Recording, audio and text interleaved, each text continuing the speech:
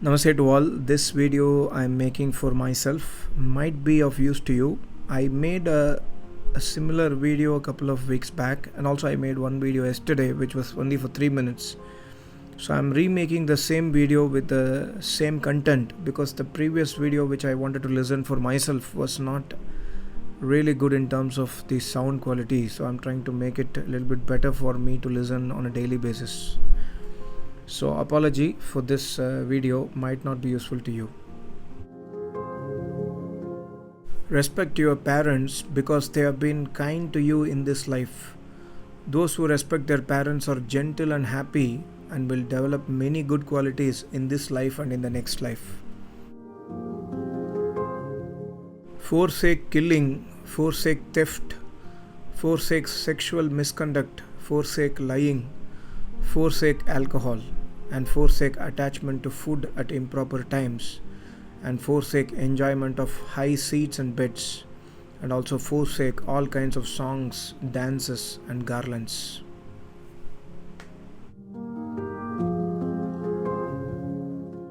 Look upon these as enemies: miserliness, cunning, deceit, attachment to property, laziness, pride, sexual attachment, hatredness, and arrogance of caste, arrogance of form, arrogance of learning, arrogance of youth, and also arrogance of great power.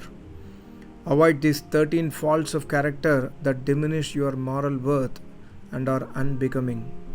Although they apparently might serve your own selfish purpose, they are in fact inimical to your real interest.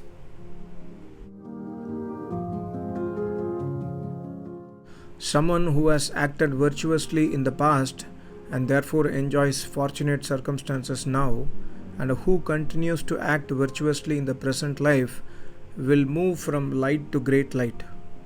Someone born in the states of woe because of unwholesome deeds done in the past lives, and who continues to act unvirtuously in the present life, will move from darkness to greater darkness. Someone who enjoys fortunate circumstances now because of the merit collected in the past lives, but acts non-virtuously in the present life, will move from light to greater darkness. And lastly, someone who, although born in less fortunate circumstances, nonetheless applies himself and performs virtuous acts only, will move from darkness to greater light. Do not look upon another's wife. However, should you see her, think of her according to her age, thus as a mother, as a daughter, or a sister. If lust persists, then meditate well on the impurity. Control the afflictions by being watchful of your mind. Don't hanker after others' wives. Remember the evil consequences of desire in this life and the next life. Overcome desire for the wives of others by regarding them according to their age as mother, daughter, or sister. Meditate on the impermanence and impurity if you are still unable to abandon lust for the wives of others. Protect the unsteady mind just as you would protect your learnings, your son, your treasure, and in fact your life. Withdraw the mind from sensual pleasures just as you would withdraw from a vicious serpent, from poison, or from a weapon, or from an enemy or fire. Your mind is the most valuable thing you possess. The mind can make you happy or miserable according to how you treat it. If you owned a valuable house, a car, or a painting, you would take good care of it and do your best to keep it from being damaged. If you have children, you know how careful you are to protect them and keep them out of any harms.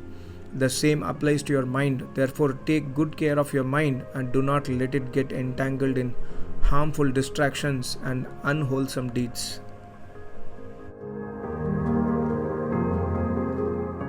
In choosing between the one who conquers attachment to the ever unsteady and momentary objects of the six sense organs, and to the one who conquers the enemy's army in the battle, the wise know the first to be a far greater hero. Do not allow your senses to become entangled in the afflictions. If you fight the afflictions by avoiding objects that inflame them, then you have won the battle. If you can succeed in this, then you are more heroic than a victor on the battlefield. Look upon the body of a young man or woman apart from ornaments and clothing like a totally impure vessel covered with skin, difficult to satisfy, bad smelling, and with impurities issuing from the 9 bodily outdoors. Consider the remedy for the desire for others. Although a man or woman may appear beautiful, reflect on impurity.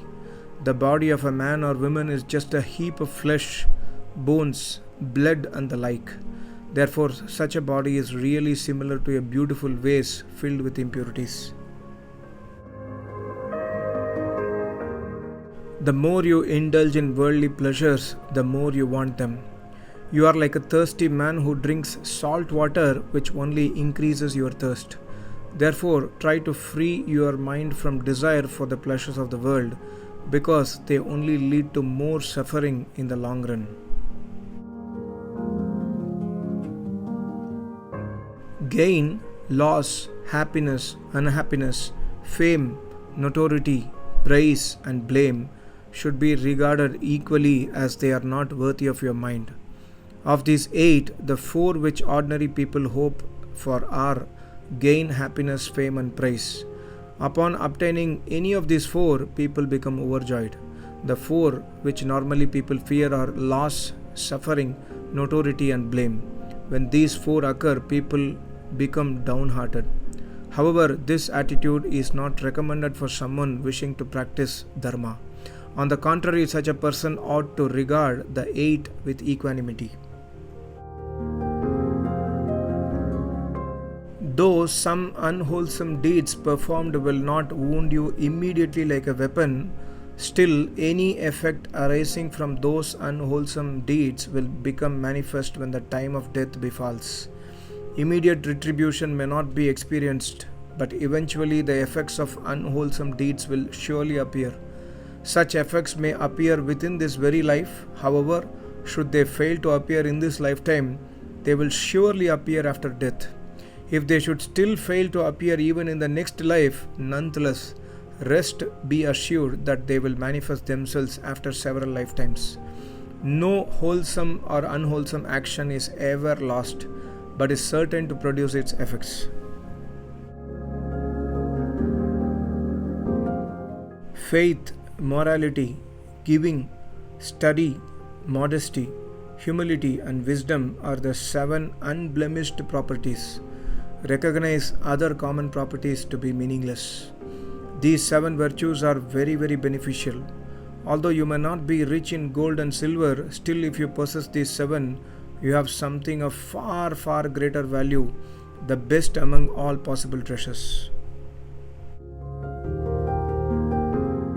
Abandon these 6 which will result in the loss of fame and birth in evil states. Avoid gambling, avoid participation in fairs, avoid laziness, avoid association with sinful friends, avoid alcohol, and avoid walking in the night. Always be satisfied with whatever you have. Greed will always cause dissatisfaction and unhappiness. Moreover, stress will occur from the desire to acquire more wealth, protect, and eventually lose it. Even if a person be poor, if he is content with what he has, then he possesses the greatest happiness. Understanding food to be like a medicine, neither use it with hatredness, nor with attachment, nor for might, pride, or beauty, but solely for maintaining the body. Keeping in mind that food is only medicine for the illness of hunger, always eat moderately. Avoid eating with attachment or aversion towards the food. Eat simply for the purpose of sustaining the body so as to be able to practice the Vedic Dharma. O righteous person, after usually spending the whole day and the beginning and the end of the night, mindfully sleep only in the middle, so that even the time of sleep will not be fruitless. With a great revolution for this world, strive constantly for enlightenment. Waste neither the day nor the night, but use all of your time for practicing the path that leads to liberation. Always meditate rightly on love, compassion, joy, and equanimity. Love is the wish for all sentient beings to be happy and to have the cause of the happiness. Compassion is the wish for all sentient beings to be free from suffering and from the cause of the suffering. Joy is the wish for all sentient beings to experience the joy that is free from sorrow. And equanimity, the wish that all sentient beings dwell in equanimity, free from attachment towards near ones and aversion towards far ones. The cause of happiness and suffering are wholesome and unwholesome deeds, respectively.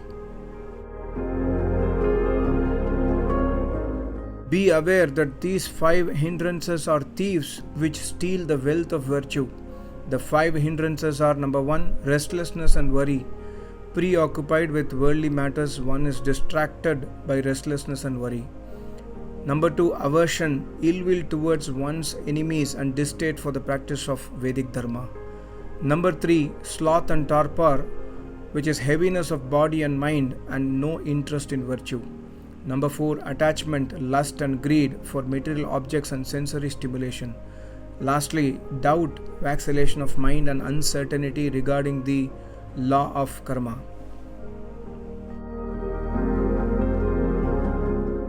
Recollect impermanence and death in order to remain mindful. Attachment to one's life and body is inappropriate because life is impermanent and the body is insubstantial. There are many internal and external factors which can cause death, such as diseases, disorders, accidents, and attacks from enemies. When immense and enduring phenomena like mountains, rivers, oceans, continents, the earth, the planets, and the stars arise and perish, everything is impermanent, so your frail and fragile body will certainly be destroyed. Having obtained a human birth, one who commits unwholesome deeds is more foolish than one who fills a jewel-adorned golden vase with vomit. There is no greater fool than one who fails to take advantage of this human life to practice the Vedic Dharma and to strive for liberation. Always remember the unsatisfactory nature of this world. People suffer because they cannot get the things they want. On the contrary, all sorts of unwanted things happen to them. Even if people are lucky enough to enjoy a relatively happy life, they will eventually have to part from the persons and things they love. Consequently, suffering cannot in any case be avoided in this world. Therefore, cultivate renunciation by meditating upon the unsatisfactory nature of this world. Everything in this world is uncertain and impermanent. In successive lifetimes, your son may become your father and your father may become your son. Your enemies may become your friends and your friends may become your enemies. Therefore, abandon aversion towards enemies and attachment towards friends.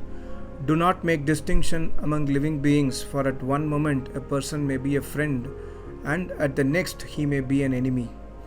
Everyone has drunk more mother's milk than the 4 oceans. Having enjoyed some of the pleasure of this existence, you want more of it and are never satisfied. Everyone has been in this samsara since time immemorial and has drunk more mother's milk than the water in the 4 oceans.